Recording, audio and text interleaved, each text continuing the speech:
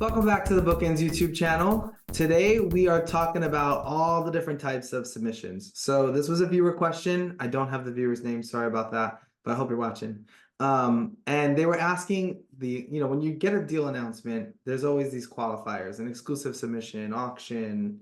So what are all of the different types of submissions that agents can make for their clients? So we've got 4. I'm going through this right now in a really fun way. It's with a client who I've been working with since the beginning of BookEnds time.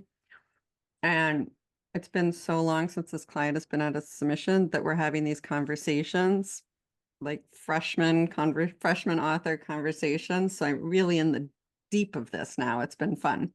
Yeah, so the most obvious submission is a general wide submission, right? That's when your agent is making a submission list of all the different publishers that we think would be a good fit and sending out to a good chunk of publishers at one time.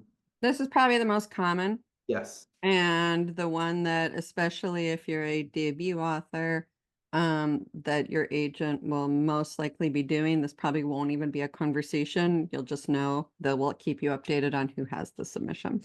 Yeah, the goal of that is to get it in front of as many people as possible, get people reading, hopefully, potentially drum up competition, and just get the book moving and into the hands of the people we need it in the hands of. Yep. But there are ways that we can customize that too. So we could go to a select few, we could go widely. Again, it really depends on where you're at in your career and who's connected with your work in the past. Like if there's a client that we've taken out on submission and there were a number of editors that connected with it, we might just go straight to them. There are so many different factors at play. But if you are a debut, this is your first book on submission, you are most likely going out fairly wide.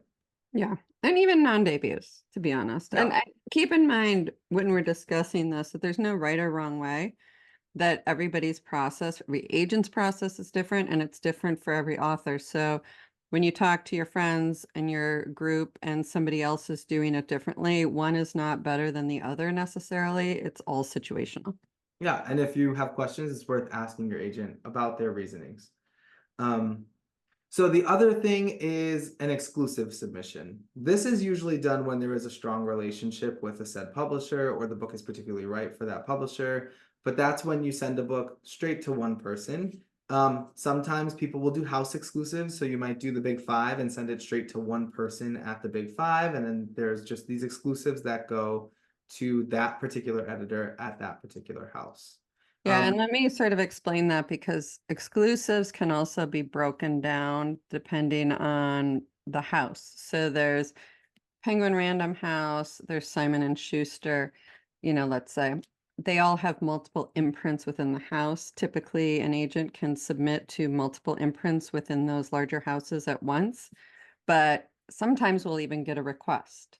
Is this a Random House only submission, which means I could submit to the Penguin side of Penguin Random House, but the Random House side only wants it with this one editor. Harper has the Harper Harlequin side and then the Harper side. So there's a lot of nuance to all of this. And sometimes, like you said, I think the biggest thing is that if the author has a relationship with the editor, we might give an exclusive, usually for a set period of time. But sometimes there's also a situation where it's perfect for a certain editor and we want to drum things up quickly and we might give an exclusive then. So there's a lot of variables again. Yeah, there's always variables. Also, like on the picture book side, we might do an exclusive with an editor you worked with in the past, but don't have an option. Option is something we're going to talk about next. Or, editors that have given you R&Rs in the past that really liked your work, that we might try them specifically for your next thing. Like if there's that connection there that we can leverage, an exclusive might be a good way to do it, to sort of build the relationship, show a good sense of faith, but then also get a book out there and get it into someone's hands that might potentially buy it. Yep. Okay, so the other type of submission is your option submission. The option is the right of first refusal. It's usually a clause in your contract that says your publisher gets to view this next thing for this amount of time.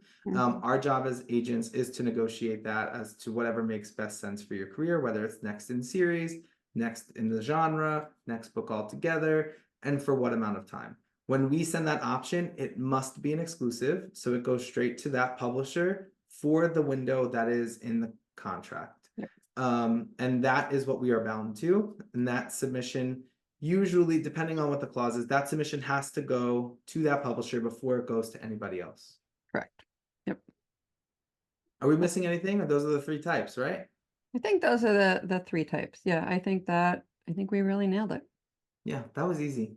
That Thanks was for the easy. question, viewer whose name I do not know. I hope you're watching this. I hope it clears everything up for you. But if you'll see it in deal announcements. You might see someone say an exclusive submission.